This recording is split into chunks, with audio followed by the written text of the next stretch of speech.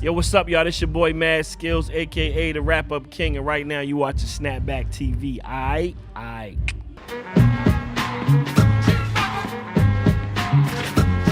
Welcome to Snapback Chronicles, where we give you a backstage all-access pass to our event and the people who make it possible. Yeah. In the house, we have the one and only Mad Skillz. Hey, Snapback. Hey. I'm gonna give myself a hand. How are you, man? I don't even know. I think it's your third time here? Yeah. I think I did Long Beach once. Oh, really?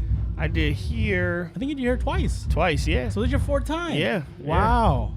Yeah. You're the most guested already. I thought Oh, it was wow, your third. already? Yeah. I didn't even realize. I'll take it. That's dope, man. I'll take it. I I mean- love this party, man. It's such a good vibe. You know what I mean? You like it. So Yes. Tell us a little bit about it and how you came to know the crew. I think you know Eddie, right? Ever Eddie? Yeah, I know Eddie, man, and I was asking him about spots I should play, and I remember asking Mona Lisa, like, yo, what should I do? She was like, oh man, it's another spot, and it's this, and then there's a spot called Snapback they do on Thursdays. It's like it's totally your vibe, you love it. And she was like, I'm gonna hit up my man. And I was like, all right, cool. So I hit Eddie up, and we had met before back in the day, and he was like, yeah, man, pull up, like I'll put VA, you down, right? Like, yeah, that's where you guys knew each other. Yeah. Wow. So it came to, he invited me. I was super nervous the first time I did it. Yeah. And then the first time I did it, I didn't know that this area is where all of the dance rehearsal spaces are. And then all of the dancers kind of just come and just get a vibe and just kind of let off some steam after their rehearsals. Yeah. So I didn't know that till afterwards. And then when somebody told me, it totally made sense, and I was like, oh, because I kind of dipped into some newer stuff or whatever, and they were cool with it, but they were all like, like what? And then by the next time I was ready. Yeah, you know what I mean. So when I came back, I had a chip on my shoulder. I got it off. It was fun though. That's dope. Yeah, like when we started, we didn't know because it wouldn't start until like 11:30, and that's when everybody got off of class. Right, and then all the dance circles started up. Right. But what made you decide to transition from rapping to DJing? Well, I lost my passion for rapping.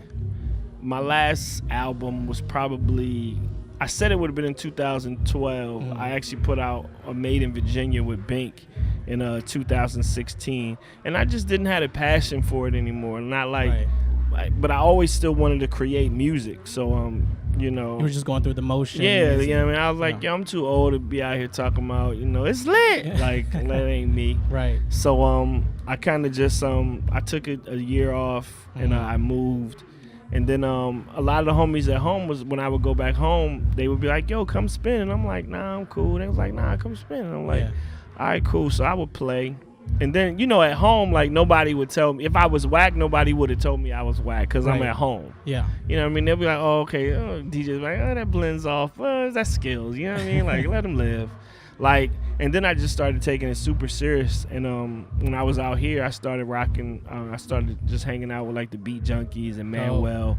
And just kind of getting kind of tuned up on the things that I knew I lacked. Yeah. And once I figured that out, I was like, all right, it's time to hit the button. And I've been going at it ever since. That's dope. I mean, everybody knows about your end of year wrap up. Right. And like, that is the cornerstone. Like, towards the end of the year, every time we're setting up on the stage, like, Eddie would be talking about it. Like, did you hear him put this rhyme in? And this rhyme in? Right. But what I want to ask you about is, now you're a professor. You can add that to the. Yeah, I teach a hip hop class at the university that I got my rap name at, which is weird. It's like so full circle. How did that come to be? Like, I actually did an interview with the guy who teaches the class about something else. He does he wrote a book called Rap on Trial. Yeah, talking about where they try to prosecute, like, people who make rap songs and use their rap lyrics against them. So he did a whole book about that, and he was interviewing different rappers. Right. So I went and just did an interview for that, and he asked me if I ever thought about teaching afterwards. And he really knew his hip hop, so I was really impressed with that. Right. And I was like, nah, I'm cool.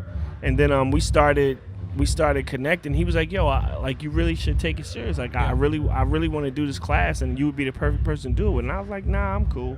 I turned him down like 3 times, and then he stayed on me about it. And then what made you finally decide to change your mind? You're like, you know what? I talked to, like, Knife Wonder and Young Guru and a couple people that had been doing it, Questlove, and they were all like, no, Skillz, this is an amazing opportunity. Nobody at that school had ever done it. So then I started taking it serious, and yeah, we kicked it off, and it's been amazing ever since. You enjoy it? Yeah. Oh man, just educating it's awesome, the man. youth. And yeah, because it's always something to learn, and I'm in there learning too. Yeah. You know what I mean? So it's definitely a plus. I'm having a good time with it. Very cool. Very cool. Yeah.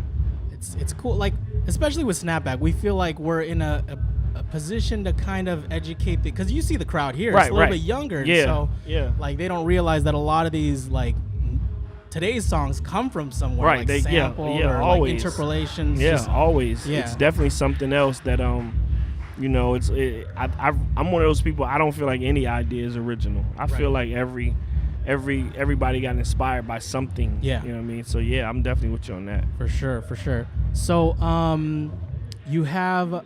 I was talking to Paris Paul earlier, and he was saying that you have your night on Saturday, right? What's going on Saturday? Yeah, it's this Saturday. It's the second one I've done in LA. It's called Super Duper Fly, and it's dedicated to the music of Timbaland and the Neptunes. Dope. So it's Timbaland Neptunes all night. Well, when I get on, it'll be Timbaland Neptunes all night. There's a couple opening DJs. My man Flex, my man Smooth D. They'll probably just hit a couple joints in and out. Yeah. But it's a vibe, man, and it's just, you know, from being around Pharrell and being around Tim, like I have exclusives that, you know, I got acapellas to shit that don't nobody got. I got instrumentals to shit that don't nobody have. Yeah. So it was just something that when I started doing parties, I wanted to think of something that I could do on my own that nobody had done before. And you know, a couple people might have done it, but they just didn't have some of the arsenal that I had. So when I started DJing, it was definitely a party that I felt like, you know, I'm from Virginia as well, so it makes sense. Like, okay, a VA dude playing all VA stuff, like.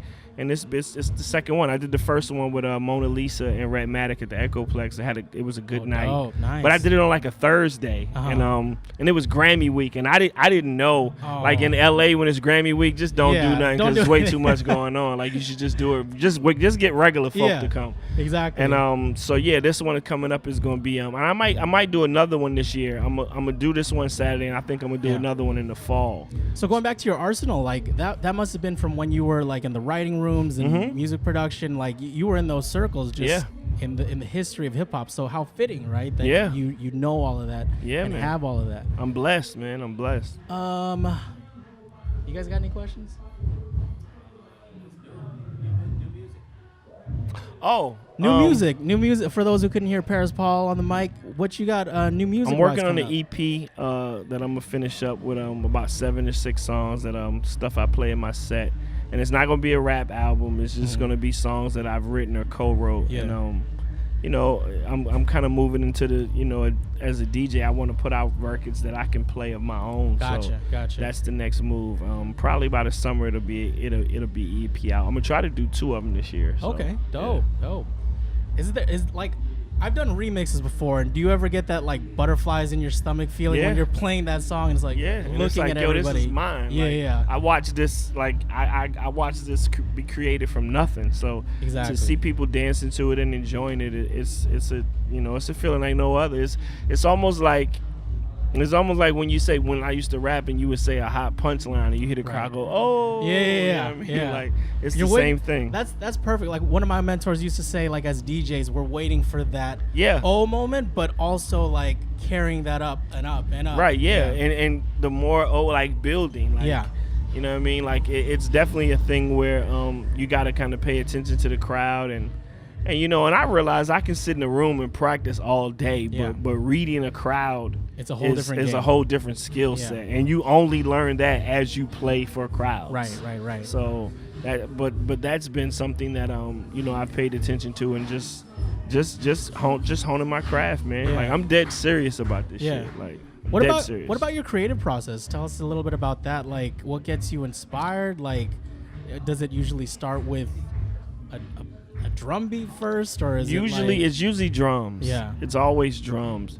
And I'm a melody dude, so melody is king. Like I try to get to the hook. If I can write a song and I can get to the hook in the first 50 seconds of the song, then you know, I feel like I did my job. Sometimes it works, sometimes it doesn't, but melody is always king. Like And I'm real picky about syllables. Like I'll sit in a room with writers and artists, and they'll be like, "Oh, we can just say that," and I'll be like, "Nah, because it ain't the same amount of syllables." Yeah. Like they be like, "Yeah, but it's only like one syllable off." I'll be like, "Yeah, well, it's 6, so we got to get it down to 5." Like I'm wow, you're like that precise. Yes. Because you can't fit like a square in a. No, man. And some of these songs, you really don't know why you love them, and you repeat them, and they go around the world. But when you get it right, it's because it's almost like math, man. It's like you did the problem exactly right, and it worked. Right. That's dope. So here at Snapback, we're all about, like old school culture and nostalgia, and you can kind of see that in the way we craft our sets and our vibes here. Tell the crowd. I mean, I know you spoke to it a little bit at the top of the interview, but let's leave the crowd with a little bit of insight from your perspective as to, why you like playing at Snapback, what you think about Snapback, all that stuff. Oh man, listen, if you've never been either in North Hollywood or Long Beach, man, I'm telling you, it's the party to be at. It's more so of a vibe. Yeah. And and sometimes you talk to DJs, you can be like, okay, what kind of vibe is it? What can I play? And you're like, oh, you can play whatever you want. And then you get there and you can't really play whatever you want. Like this party, like they trust you. Yeah. You know what I'm saying? I will say that the people on the dance floor trust the people that's playing the music, and that's super rare. Right. Because sometimes we feel like, as DJs, we feel like, okay, I gotta do everything that they want. Yeah. And you can, it is about them, but it's about you as well, because you're the sound provider. So if you can have a good time and they can have a good time, then everybody's gonna have a good time. And Snapback is always a good time, man. So I've never been in here and it's just like, you know what I mean? It's always people that, and you got music lovers in here. Right. And that's a good thing. Anytime you got people that love music in a room, like watch out. Yeah. You know what I mean? Most definitely. All right, well, that does it for us, Snapback Chronicles. We'll see y'all next time. Thank you to Mad Skillz. Yeah. We'll see y'all next time. Peace. Peace.